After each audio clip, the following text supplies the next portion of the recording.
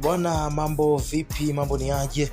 Of course mimi nakusanua na kupa taarifa kuhusiana bwana, zifahamu aina za saa za gharama sana ambazo amekuwa akizivaa au akizimiliki mfalme King Uswati Asobana.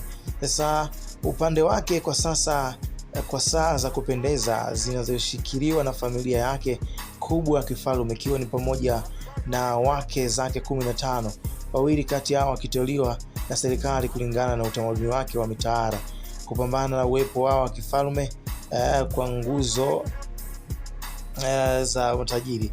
Licha ya ubadilifu huu, kuna ukosoaji mkubwa, kwani utajiri huu unatofautiana kabisa na hali ngumu ya maisha iliyoenea katika nchi hiyo ya Eswatini. Mtindo wa maisha kifahari familia ya kifalme mara nyingi huonyeshwa kwenye majukwaa mbalimbali ya vyombo vya habari, na hivyo kuleta mtengano kati ya utawala kifalme na mapambano ya watu kawaida. Hivyo basi kuhudhuria au kutohudhuria ni miongoni mwa watazamaji.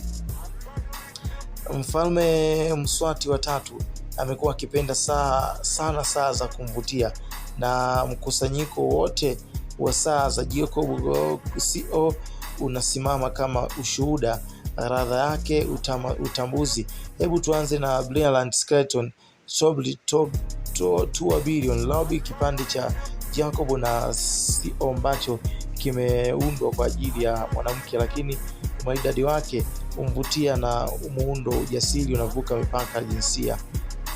Saa hii ya kipekee ina kipochi cha dhahabu cha milioni 400 na saa na 18 milioni 44 mm zeni 18K, base ya ndani na taji zote zikiwa zimefunikwa kwa ustadi wa ruby 14 nyekundu zilizokatwa unapatikana katika saa zenye mifupa kuachana na piga za kitamaduni. Brilliant Skeleton Tour Billion Ruby anaifunga utendaji wake wa ndani ili watu wavutiwe zaidi. Asobana, ni kitu gani cha gharama zaidi shaka ukitumia kwa hapa kwenye maisha yako?